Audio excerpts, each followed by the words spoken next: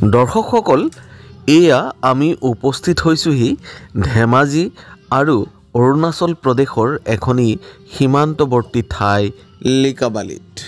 আৰু ইয়াতে আছে 13 শতিকাৰ এটি শক্তিপীঠ মালিনী থান।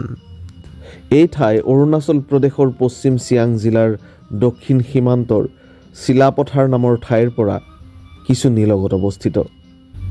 মন্দিৰৰ শিলত উদ্ধাৰ হোৱা কিছুমান বিশেষ চিহ্ন পূৰ্বৰ চুতীয়া ৰাজ্যৰ অন্য ঠাই যেনে শদিয়াৰ তাম্ৰেশ্বৰী, বুঢ়াবুঢ়ী থান, নক্সা পৰ্বত ইত্যাদিত দেখা পোৱা যায়। ইয়াৰ ভিতৰতে তাম্ৰেশ্বৰীৰ চিহ্নবোৰ 1442 খ্ৰীষ্টাব্দত চুতীয়া ৰজা মুক্ত ধৰ্মনাৰায়ণে নিৰ্মাণ কৰা দেৱালত দেখা পোৱা গৈছিল। গতিকে ইয়াৰ পৰা ধৰিব পাৰি যে মালিনী থানখনে এইকেইটা বংশৰে পূৰ্বৰ ৰজা এজনে নিৰ্মাণ কৰাইছিল। উল্লেখযোগ্য যে 10 শতিকাত লিখা কালিকা পুৰাণত তাম্ৰেশ্বৰী মন্দিৰৰ বিষয়ে আছে যদিও মালিনী থানৰ কথা পোৱা নাযায়।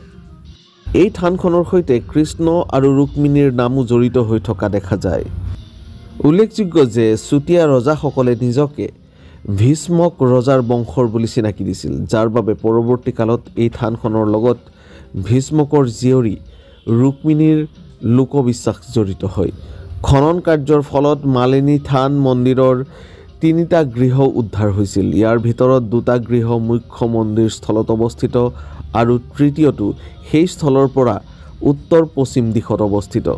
মন্দিৰৰ শিলবোৰ লোহাৰৰ বজতি লগাই জোৰা লগোৱা হৈছিল। এই 3টা গৃহৰ উত্তৰত নন্দীৰ মূৰ্তি এটাও ৰখা হৈছিল। এই ঠাইত উদ্ধাৰ হোৱা আন মূৰ্তিবোৰৰ ভিতৰত উল্লেখনীয় হৈছে দুৰ্গা, শিৱ, লক্ষী, সৰস্বতী, সূৰ্য, গণপতি, ইন্দ্ৰ আৰু ব্ৰহ্মা। বছৰি বহু ধৰ্মপ্ৰাণ লোক এই মন্দিৰত দৰ্শন কৰিবলৈ অহা দেখা যায়।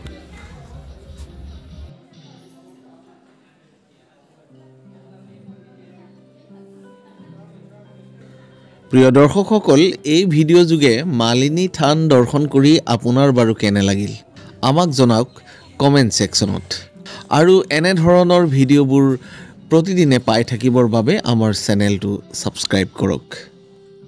আজিলৈ বিদায় লৈছোঁ, পুনৰ লগ পাম আকৌ এটা নতুন ভিডিঅ'ৰ সৈতে।